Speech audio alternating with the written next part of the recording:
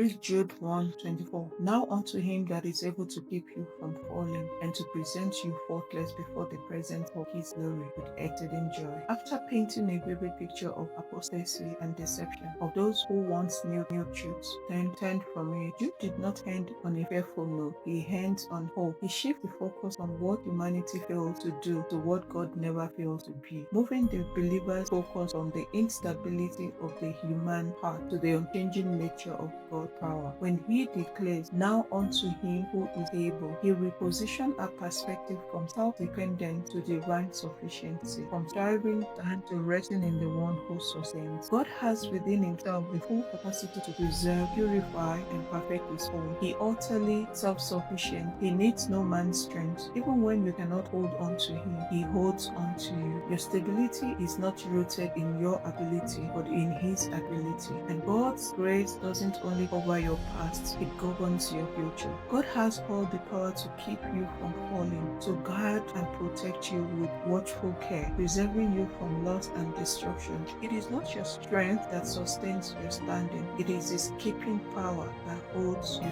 steady. And to fall here means to lose alignment with divine order, to drift away from faith and truth. But even if you stumble 7 times, times 7, his grace not only helps you rise, it prevents you from falling. He stabilizes you in righteousness. God's keeping power flows where the will is surrendered. When you yield, he strengthens. When you submit, he sustains. And when you abide, he upholds. He not only guards you, he grooms you for glory. And those who abide in his presence walk under supernatural preservation. And when he presents you faultless before his glory, you stand cleansed. For what you could never make yourself, the blood has made you. When you remain yielded, every weakness becomes a testimony of his strength. So today we declare that I am kept by the unfailing power of God. His hand preserved me from every fall. I am not sustained by my strength, but by his grace that holds me steady in righteousness. The keeper of Israel neither slumber nor sleeps. Therefore, I cannot be moved. Every day, his divine ability overshadows my human frailty.